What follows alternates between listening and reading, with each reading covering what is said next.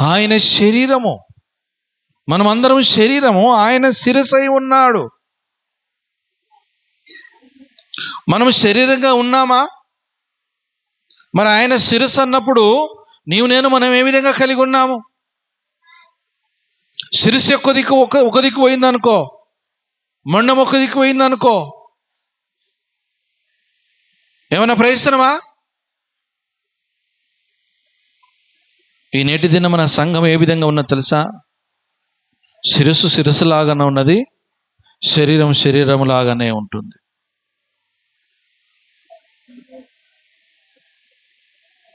ఈ నేటి దిన సంఘం ఏ విధంగా ఉన్నది? ఆది అపోస్తలులు వారు ఏం కలిగి ఉన్నారు? వారు కలిసి శరీరంగా కలిగి ఉన్నారు.